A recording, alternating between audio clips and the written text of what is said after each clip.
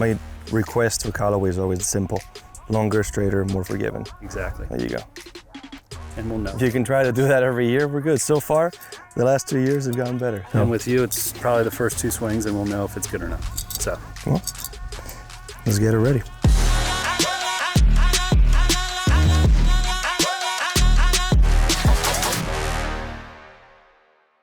Okay, we're at Silverleaf Golf Club and we are here for the initial kind of prototype fitting with Mr. Jon Rahm. This is his home course. So this is Kellen Watson. He is our performance rep out on the PGA Tour. Call you a T-rep. You work with Rahm, Xander, all the big horses. But this is like step 1 of the process. So walk us through the cadence of how it works, like from Rogue ST of last year. Like how does it work to get Jon actually into a driver? it's quite easy actually. Showing him first initial look of it, and it'll go for pretty much anybody on the staff, is if they like the look of it, they're going to love how it performs. Okay. With him, it's a little bit easier than most just because he's played the same driver shaft for 12, 13 plus years. Forever, yeah. Yeah, so it's one kind of factor that we don't have to worry about. Loft, we're going to try to have the same kind of loft as what we had last year with the Rogue ST, just because the setup of the driver is similar in weight dispersion. Okay. And with him, first impression is huge. And then down the line, you know, after hitting it, we'll know within probably the first 3-4 swings if it's working or not. If it's worth it. Okay, so you as the, you know, as the T-rep, you've obviously fit Rahm for a ton of clubs. What are you looking for? Like, what are you, the fitter, kind of looking for specifically? Like, what do you want to see today? Usually, you know, the first 2-3 swings, we're not going to worry too much about the numbers. I would just check flight. Right. Numbers wouldn't really mean anything. Okay. And just make sure that, you know, starting line's good, all the shots are good, very consistent spin. And his, you know, shot shape, everything's gonna start a little bit left and bleed a little bit right. How do you know, like his mannerisms, how do you know if JR's like tuned up, he likes it? If he stops talking to you, doesn't say anything and just continues to hit it, you can tell he's having fun. Okay, so then after this, if this is successful, and we'll kind of recap this after this part's over, then the next step would be to go to Carlsbad and finished product, 2 heads, 2 shafts, paint on it, the whole 9 yards. paint everything. Because this head we have today has got nothing. It's Right. just the technology. Right, but we're seeing on this one we'll see the scoring lines on the face, which I've showed him iterations of this one before that didn't have anything on it. So this is yet another step in the prototype process. Okay. So it'll be more, you know, it'll be more realistic of what he'll see going forward. As a gearhead, this is like where all gearheads kind of want to be at this moment. So this is exciting for me. So let's see what you got going on today. All right, I'm excited. perfect. Yeah, let's go see. Rahm's going to be here in a little bit. We'll get the tee set up and see how Paradym flies today.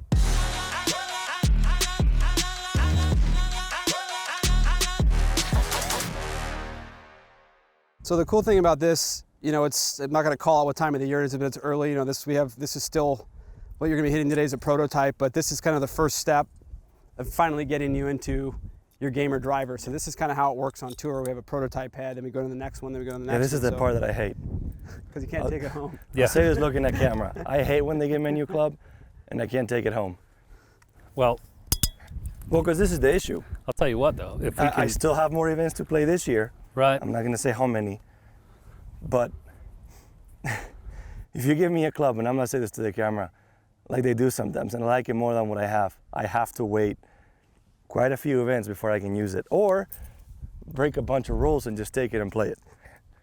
All right. All right, here we go, Cal. Oh, that looks nice. First shot, always good, especially in his realm. That looks good looking down the fairway, so. Ooh. Yeah, that was pretty good. Much flatter, I would say. 4 miles an hour faster. 4 miles an hour faster. See, this is where he is going to get very mad at me. See, it's, you know, there's a unicorn out there, and you can't have it yet. Swing. It's one swing. Yeah, but that's all that counts for But yes.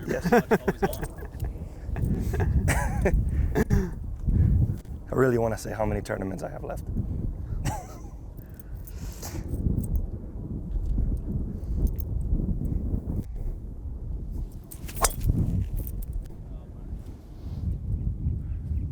It's a bit of the heel on that one. 179, only spinning 26 is. They're nice. Those are happy numbers. No, I said a bit of the heel. So overall, Is this one still going to be heel bias like the last two? Because that's my favorite thing.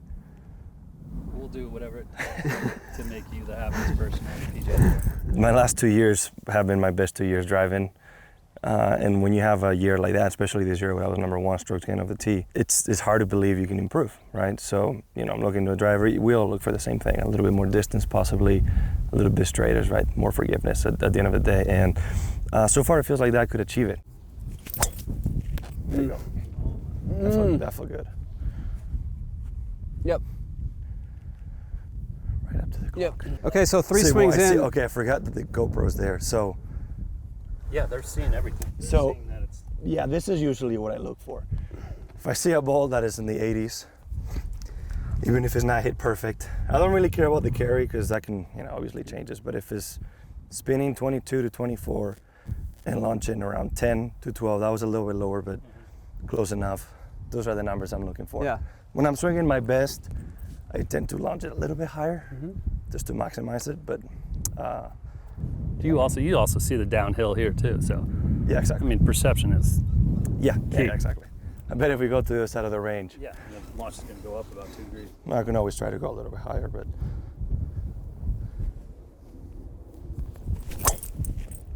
Ooh.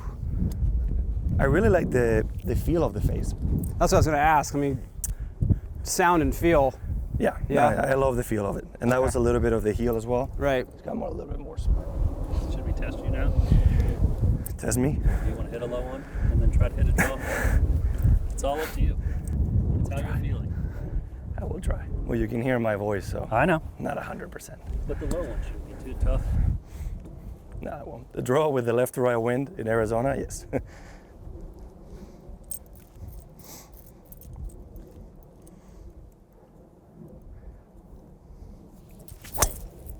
Ooh.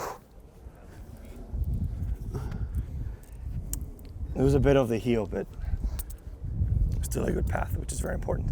When you have a driver that feels like good through the ball, but very positive vibes. There's been times where I leave it and I don't have any good news at all. So to be able to have this first feel, especially after not swinging for a few days, it's very nice. Because when I know I'm warmed up and swinging my best, you'll take about 2 or 3 swings to know if it's working or not. Ooh. There you go, better. Low and spin, but launch high, that's always good. Yep. 13 launch at 183. All right, just a low one. How low? Low one that you would hit. Is this your 7 launcher at 2600 spin? Yeah. Okay. There you go. Yeah, that was awesome. It's a little lower than 6 or 7 that you said, but Wow. the numbers just, look at the ball speed too. Yeah, ball speed's way up there. All right, last one, full tilt. Yeah, we're not looking for this one.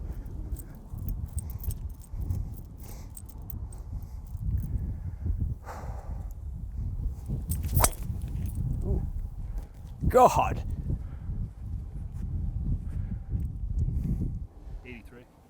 Yeah, it's a little spinny, but Yeah, but if it stays under 3,000, that's a very consistent ball flight.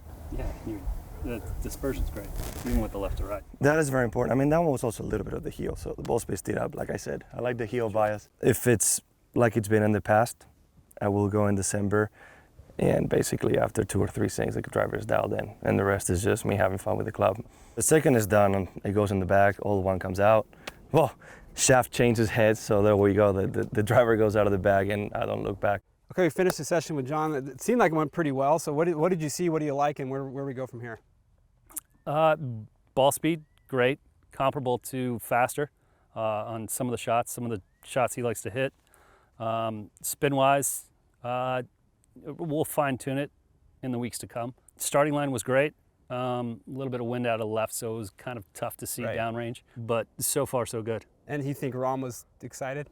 Yes. Okay. Yes. But this is a recon mission, so now this is literally just to get the information you just told us. Yeah, this is good. Okay. So far, so good. feel, when it comes to these guys, feel, look, 2 most important things. Passes all those tests. And then, Okay. same ball speed, comparable ball speed, more ball speed, dispersion tighter. We'll get it fine-tuned in next month or 2. So that's phase 1 of this test. We'll see you guys in Carlsbad for phase 2 and getting Rahm into a gamer.